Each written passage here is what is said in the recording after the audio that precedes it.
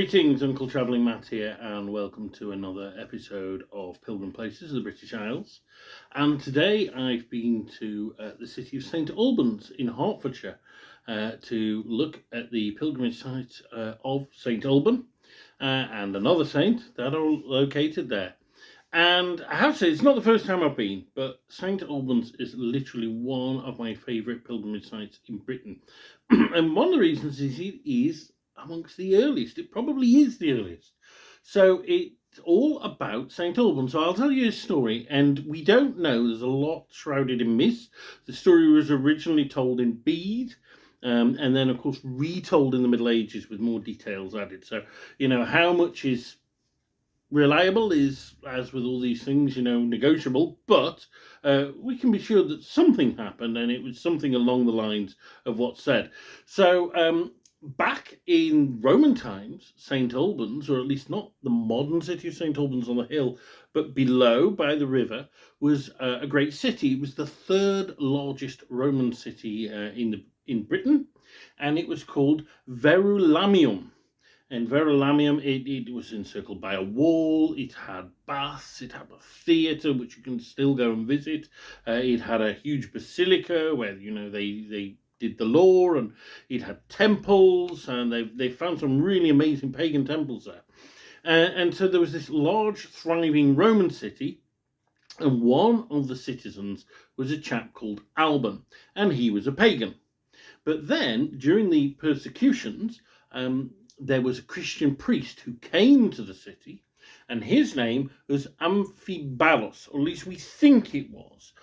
In the earliest accounts, he's not named, but in the later accounts, he is named as Amphibalus.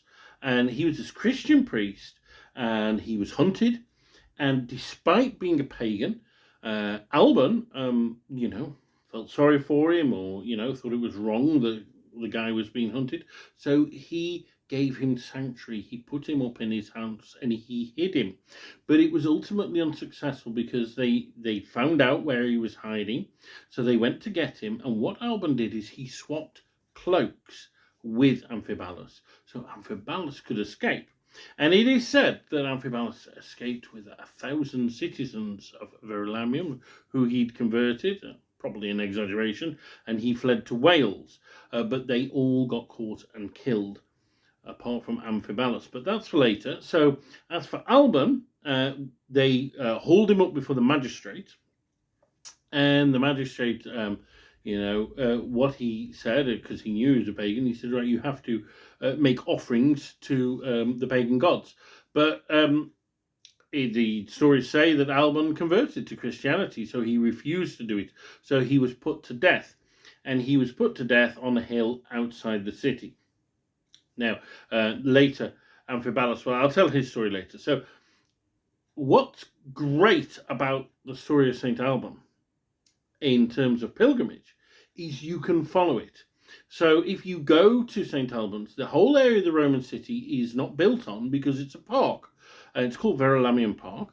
And that's because the city got abandoned after the Roman era, and then they rebuilt it later. They built it on the hill around the site of the martyrdom. So you've got, bits of ruins in and around this park, but there's a great museum where they exhibit all the findings. So you can find mosaics, you can find bits of glass, pots, things that Alban would have been familiar with. So it really comes to life. His world comes to life. And next to the museum is a church, and it's dedicated to St. Michael. But the church is notable because it's built on the site of the old basilica, which is not a basilica as in a cathedral, but it was the place where justice was meted out. So it was like the town hall, I guess you would say. And of course, that's where Alban would have had his trial. So what they did is built a church to mark the spot where he was tried. And you can go into that church of St. Michael. It's a pleasant medieval church. And then you can walk across, so out of the old town, through the park, and up onto the hill, which was before, out of the town and undeveloped. And that was the place of execution, a bit like in Jerusalem, Golgotha, which was then outside of the walls of Jerusalem, was where Jesus was executed, because that's what the Romans did. They would have a church, have a a spot out of town for executing criminals, and that's where he was killed. I think he had his head cut off with a sword, being a Roman citizen. But the spot was remembered, and then later a Christian shrine was established there. And in the Middle Ages, a larger church was built there. And around the 12th century, the whole cult became very, very big. So it was a pre-existing cult. It was always there, but it got big in the 12th century, the height of the medieval age. And that's when the present cathedral was built. And the cathedral, it was an abbey then. It wasn't a cathedral. It's only been a cathedral, I think, since the 19th century. But it's one of my favourite cathedrals. It's absolutely huge. It's very long. And I like it because it's a beautiful setting. There's this great gate, the old abbey gate that you go in and stuff. And it's built of stone, but also brick. And I like the fact it's a bit messy. It's a bit unfinished, but it's got a real feeling about it. And when we went today, there was a wedding, actually. People were coming out, and there was a band playing with the wedding. And I thought that was quite nice. But anyway, you go in, and you're in this long church. And there's some like old medieval paintings that you can check out and stuff like that. But if you go to the back of the church, there are the two shrines. There is the shrine of St. Alban, which gave the whole city, which grew up around the Abbon's church. So that's where it got its name from. But you've also got the shrine of St. Amphibalus, who was, of course, the priest he sheltered. Now, Amphibalus, what happened to him is, so he ran off to Wales, as we know, but they all got caught. They killed them all, but they brought him back. And then it is said that they killed him by taking out his entrails, tying them to a stake, and getting him to walk around the stake to disembowel himself, which I think is absolutely ingenious but disgusting. So, yeah, that is how he was martyred. That said, there are issues with Amphibalus' story. One is that he was unnamed in the original accounts. The name only appears later. Although he must have existed for the Alban story to have taken place, but it might not be, Amphibalus might not be the name. And also, when they found the grave, and it was quite miraculously found in the 1170s, which was a long time afterwards, it was in a place called Redbourne. So why would he be buried in Redbourne, which is, 10, 20 miles away, when he was killed in St. Albans? Who knows? But, the relics were transferred to the cathedral, and he was buried in the cathedral. Now, the Reformation, of course, saw the shrines destroyed, and the chapel area where the shrines were was, converted to another use. I think it's something to do with the cathedral school. But in the 19th century, when Gilbert Scott was restoring the church, because it was actually at a point where it could have collapsed quite easily, and Gilbert Scott was the architect, a very famous church architect, when he was restoring it, they found loads of bits of the shrine in the chapel that had been repurposed. So what they did is they collected them all together, and I think in the 1870s, 1890s, they put the shrines back together. Now, they didn't do a very good job of it, but they did put them back together, and as an item of historical interest, you might say, because, of course, they were still very good Protestants then, so they wouldn't be like, worshipping.